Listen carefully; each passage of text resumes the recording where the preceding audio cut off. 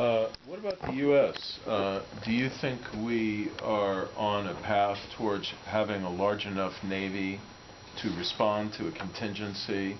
I've been told by a senior retired naval officer that we actually couldn't do again with anything like the confidence we did before what we did in 1996 in sending aircraft carrier battle groups to either end of the Taiwan Strait. So what do you think about U.S. defense posture in this context?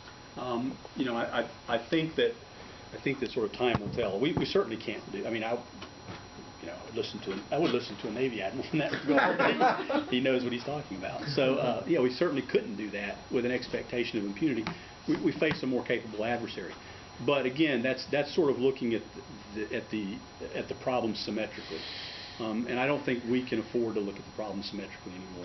Now, we have a lot of advantages that we can use, you know, against the Chinese surface fleet that they've invested a lot of money in, against a lot of their other capabilities. There's things that we can do and will do. Not all of which you can talk about. Right. So, yeah. So I say again, it's more. It needs to be more of an asymmetric approach. What's the reason Xi Jinping suddenly called Ma Ying-jeou to meet with him? That really made Ma Ying-jeou so happy. Yeah, it did. He was very. We got to meet with him. We were there. He was very happy. What is the reason behind Xi Jinping? Considering what his party is about to experience. But what's the reason behind the Xi Jinping? I think as in the very first slide, I think of all the possible kind of 3-4 possible reasons. It was really to send a message both to the DPP in Taipei and to Washington that you better start saying some things that are acceptable to us, or we're going to reverse the things that have been taking place over the past 8 years, which Beijing relies on level-headed leaders everywhere to say, well, this has been great having a Taiwan Strait situation that's relatively calm, and so he's saying that can change. And I think his timing was pretty good in that regard, because again, maybe he thought there'd be some other residual effects to help the KMT or something. He's been trying to get in here. Certainly. No, my question is, so you said between now and 2020, there's a period of time where some creative diplomacy may help the situation. So maybe I was wondering if you mind taking a stab at what those creative solutions might look like. Yeah, that's a tough question. I think probably the DPP guys, if they're advisors that are not doing this already, they need to go back and look at what came out immediately, sort of on both sides of the strait immediately after the KMT victory in 2008, when they took over. There was talk at that time of peace treaties, and there was some creative dialogue back and forth, and nothing really came of that, other than to because the both sides could sort of agree to a consensus, if you will, we could work out some economic and cultural and other agreements and show progress and maintain stability. But as I said, there wasn't anything really that established a path for diplomatic dialogue. So I think going back and studying that and saying, okay, is there some way to at least begin the dialogue by revisiting some of that discussion? How do you sort of establish some kind of more permanent peace structure? And within that, maybe the language emerges that both sides can hold on to. I don't really know what that looks like, to be honest. It will require some creativity. I think Tsai Ing-wen has taken a stab at it.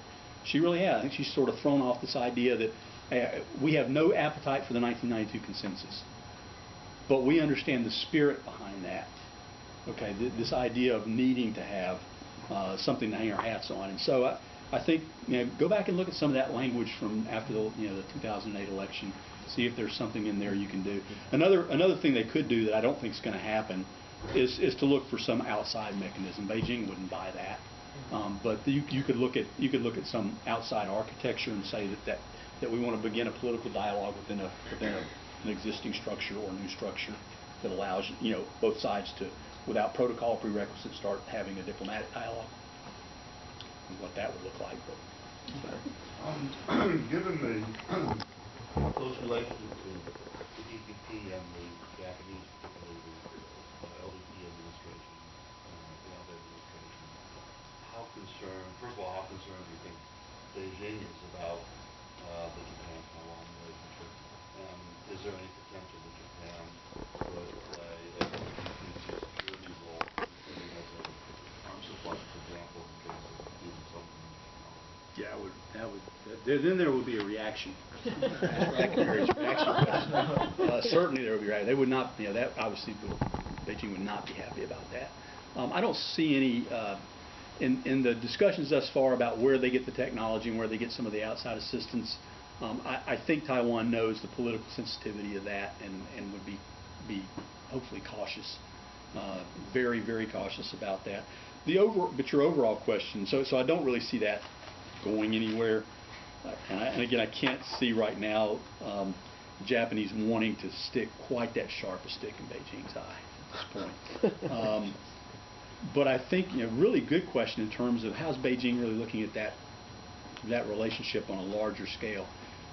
They've been sort of very concerned about Japan's role in the South China Sea, less so about the Taiwan thing. I think as long as the political situation on the island of Taiwan is something they can live with, then that sort of involvement, the idea that Taiwan signs a fisheries agreement over East China Sea, sort of the East China Sea Peace Initiative stuff, Beijing didn't get too up in arms about that. They're not happy about it, but they didn't go crazy about it.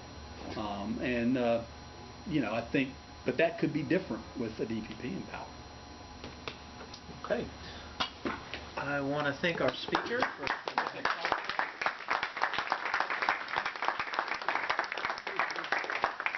and I encourage you all to come next winter quarter to our roundtable and our little mini conference on the TPP. So thanks again for coming. That was